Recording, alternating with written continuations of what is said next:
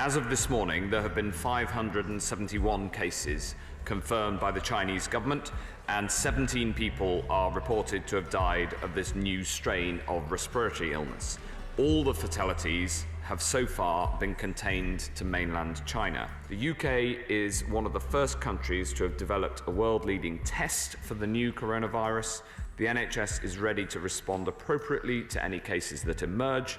Clinicians both in primary and secondary care have already received advice covering initial detection and investigation of possible cases, infection prevention and control, and clinical diagnostics. And the public can be assured that the whole of the UK is always well prepared for these types of outbreaks.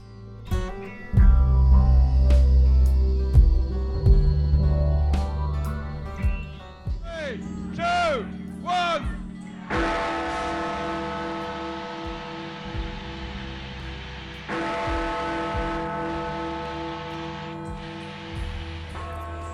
So there it is. The UK has left the European Union. 47 years of history brought to an end in the name of sovereignty and independence. This is the dawn of a new era. It is potentially a moment of real national renewal. Celebrate tonight as we've never done before, the greatest moment in the modern history of our great nation. Thank you! We are now a free and independent country once again. It's wonderful.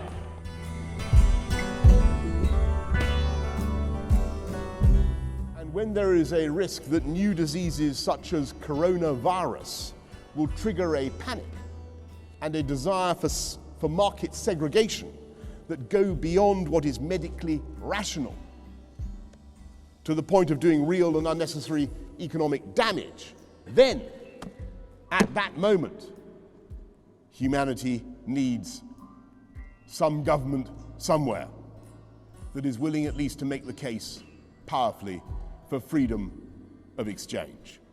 Some country ready to take off its Clark Kent spectacles and leap into the phone booth and emerge with its cloak flowing as the supercharged champion of the right of populations of the earth to buy and sell freely among each other. And here in Greenwich in the first week of February 2020, I can tell you in all humility that the UK is ready for that role.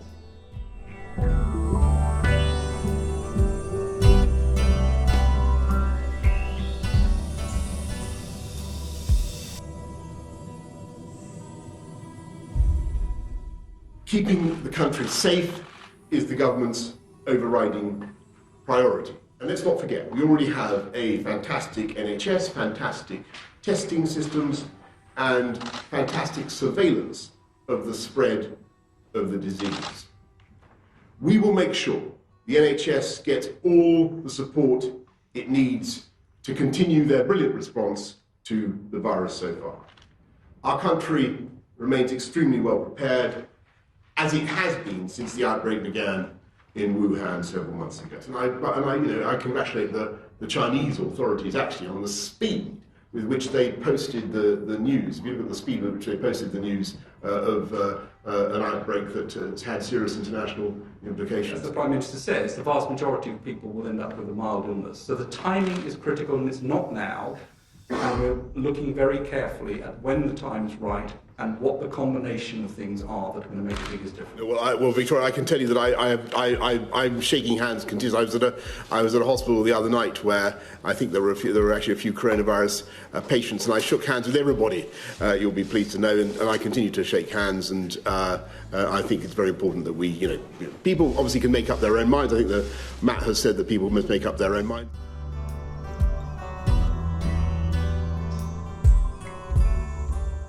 One of the theories is that, perhaps you could sort of take it on the chin, take it all in one go, and allow the disease, as it were, to move through the population. Without really taking as many draconian measures, I think we need to strike a balance.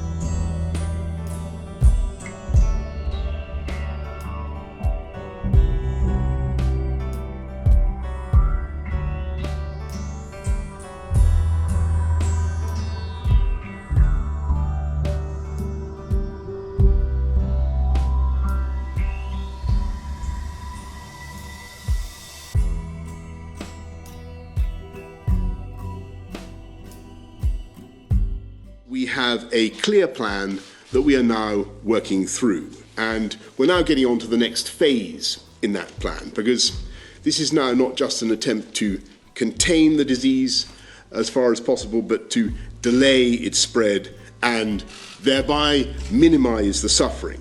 We are considering the question of banning major public events such as sporting fixtures, and the scientific advice, as we've said over the last couple of weeks, is that this banning such events will have little effect on the spread.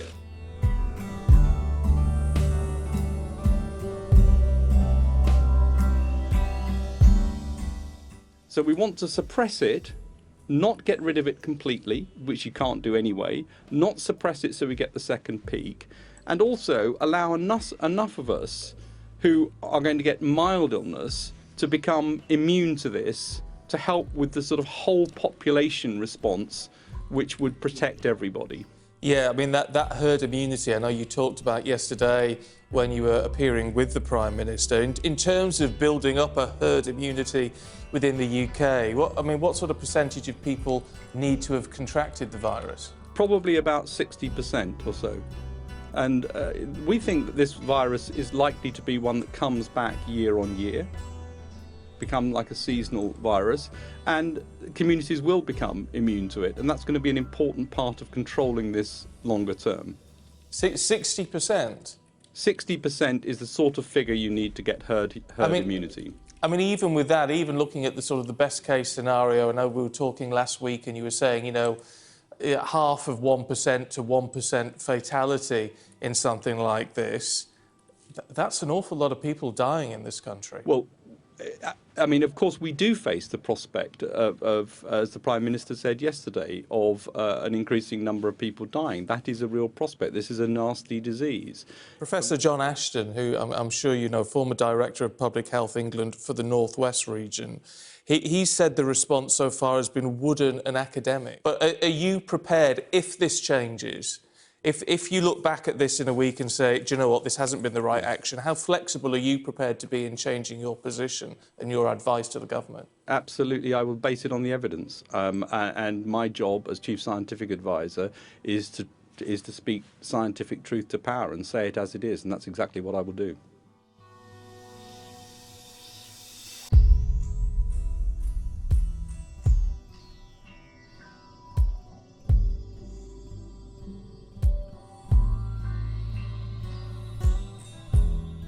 My UK experience is that we have given insight into how different courses of an action would lead to certain consequences. Estimates of if you did this, then this might happen. If you did this, then this might happen. We have not made politicians' decisions for them. Politicians have made the decisions. But we're in a much better situation now than we would have been if we'd, in terms of just the overall health impact and mortality, had we done nothing.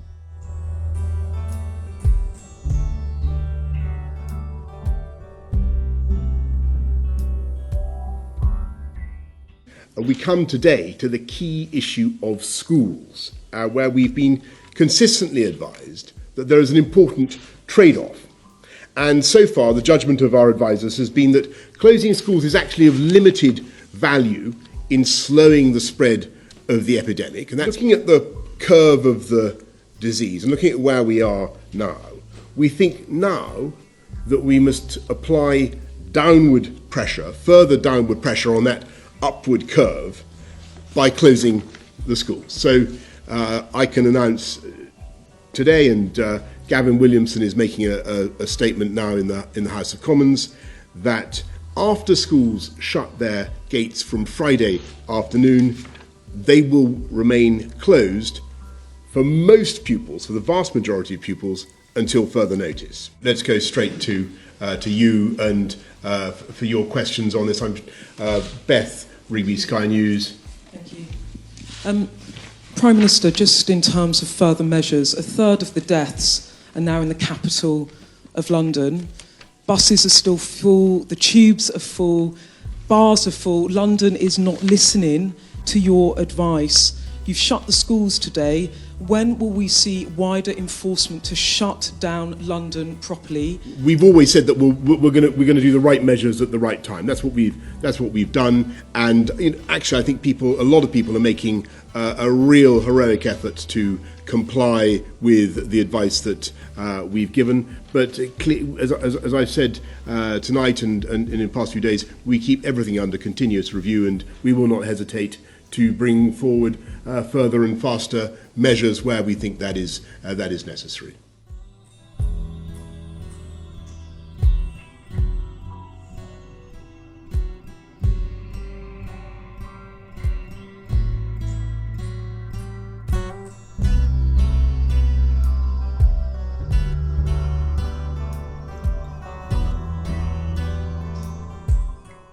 The time has now come for us all to do more.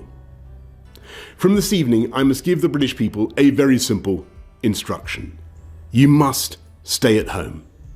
Because the critical thing we must do to stop the disease spreading between households. That is why people will only be allowed to leave their home for the following very limited purposes.